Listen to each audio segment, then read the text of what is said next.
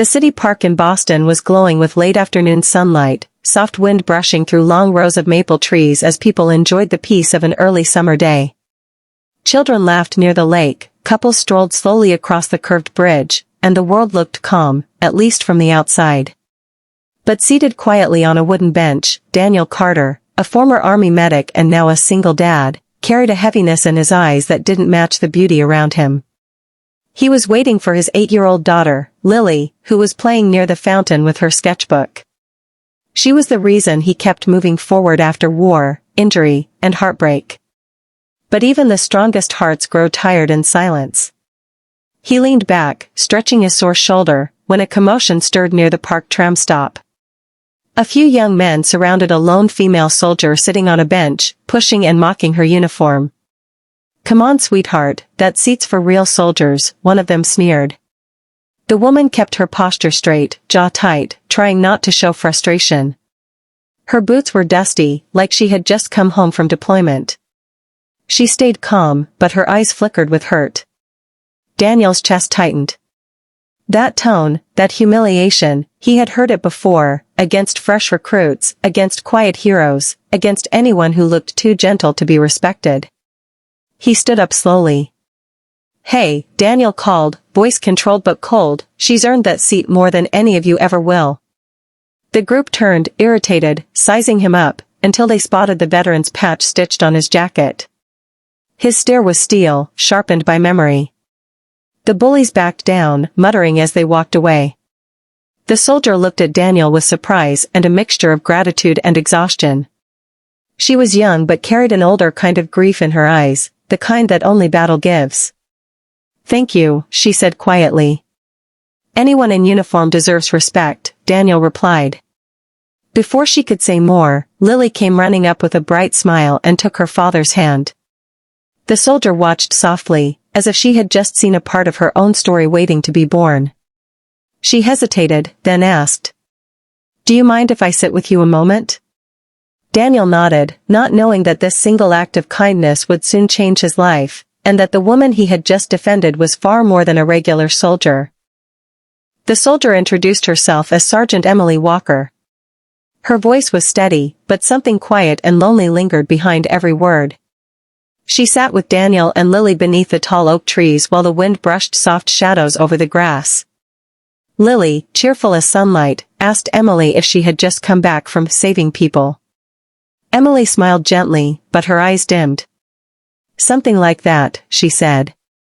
Daniel watched her posture, straight, formal, almost guarded. Soldiers often came home with sand still in their pockets but couldn't speak a word of what they carried inside their chest. He recognized that silence like a mirror. "Those guys shouldn't have treated you like that," Daniel said. "I'm used to disrespect," she answered. "Some people see the uniform and still doubt you." Her tone was brave, but her hands were trembling a little. Daniel noticed. "You shouldn't have to be used to it," he said softly. For a moment, she didn't reply. Instead, she let her shoulders sink slightly, as if someone had finally given her permission to breathe. They walked together through the park toward the boardwalk, past flower gardens and families taking pictures near the lake. The golden sunset poured through high glass buildings in the distance, turning the whole city into a warm painting. Emily asked about Lily, and Daniel spoke with a soft pride, how she drew pictures to cope with missing her mother, how she always asked him if he still dreamed about the war, how she hugged him on the nights he felt broken. Lily was happiness wearing tiny shoes. When Emily asked about his injury, Daniel hesitated before answering. "I lost more than muscle over there," he said quietly. "Some wounds don't show." She nodded, eyes shining, as if she truly understood. When they reached the park gate, Emily paused as though something inside her didn't want the day to end. "You helped me when you didn't even know me," she said. "Thank you again." "You're welcome," he replied. But before she walked away, Daniel saw a flash of fear in her expression, the kind carried by someone who had nowhere safe waiting for them. He didn't know why, but his heart tugged gently. That night, long after she disappeared beyond the streetlights, her face stayed in his mind, not just the pain behind her eyes. but the feeling that she was holding on to a story she hadn't yet spoken. A story she wasn't ready to tell. And a name she still wasn't ready to reveal. 2 days later, Daniel and Lily were at Boston Commons, feeding ducks near the bridge when they saw Emily again, this time in civilian clothes, hair tied back loosely, looking younger but far more fragile without the protection of her uniform. She hesitated before approaching, almost unsure she belonged anywhere. Lily waved first. "Miss Emily. Come sit with us." That small invitation warmed the air between them. They sat together under tall willow trees, sunlight dancing through the branches like gentle sparks. Emily held a paper coffee cup, but her hand shook slightly before she steadied it on her knee. Daniel sensed it again, that storm behind her silence. "You okay?" he asked gently. Emily drew a long breath. "Not really." Her voice cracked, honesty pushing past restraint. "I came home expecting peace, but everywhere I go, someone tries to knock me down. I spent years training, serving, losing friends, and people still look at me like I don't belong. Even other soldiers." Her hands tightened. "My father keeps telling me I need to be tougher, but I'm already tired of being steel. Sometimes I just want to be human." Daniel understood in a way few ever could. "You don't have to prove your worth to anyone," he said softly. "You already paid your price." Something in those words broke her walls. Her breath hitched as tears formed, not loud tears, but the kind only warriors cry, heavy, silent, surrendered. Lily leaned her head on Emily's arm, without a single word, a gesture full of comfort no adult could teach. The moment lingered gently. Daniel finally asked, "Where are you staying?" She hesitated before answering. "Temporary housing near the base." "My return wasn't welcomed." Then she swallowed, face tightening with reluctant confession. "My father is a 4-star general. I'm supposed to be his legacy, the perfect soldier. He doesn't know I came back early. He thinks weakness is shame." Daniel stared, stunned, not by her father's rank, but by the weight she carried alone. "You're not weak," he said firmly. "You're wounded. And there's a difference." Her eyes met his, and for the first time since they met, she looked like someone who finally found a place she didn't have to stand at attention. The city traffic echoed in the distance, the water shimmered beneath the arched bridge, and in that quiet corner of Boston, 2 broken souls felt a flicker of healing begin. A week passed, and Emily started meeting Daniel and Lily at the park regularly. Slowly, her voice returned, her smiles lasted longer, and the weight in her eyes softened.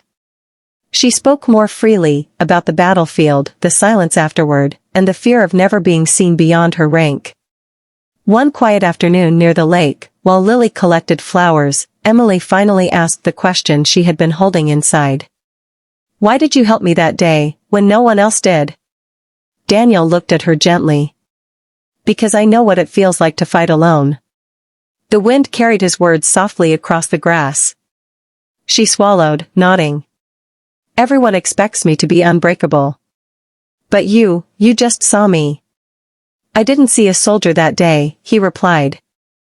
"I saw a human being who deserved dignity." Tears built again, but this time they didn't come from pain, they came from relief. Before she could speak, a black SUV pulled up near the park entrance. Military insignia shone on the plate. Emily froze. Her father, General Marcus Walker, stepped out, rigid posture and cold authority in his expression. He had been searching for her. "Emily." His voice cut like glass. She stood stiffly, shoulders tense. The general looked between her and Daniel with disapproval, until Lily stepped forward, holding a tiny bouquet of flowers toward Emily. "This is for her," Lily said. "She's brave." The general's stone face cracked, just a flicker, as he saw his daughter through a stranger's innocent eyes, not through reputation or rank. Emily finally found her strength. "Dad. I don't want respect because of your name. I want it because of who I am." For a long, thick moment, he said nothing. Then, quietly, without ego, he nodded once. Daniel stood at her side, solid and steady. Not a rescuer. Not a savior. Just someone who refused to let a good soldier disappear behind pain. That day didn't fix everything, but it opened a door. A place where Emily could breathe. A place where she didn't have to be General Walker's daughter, she could just be Emily.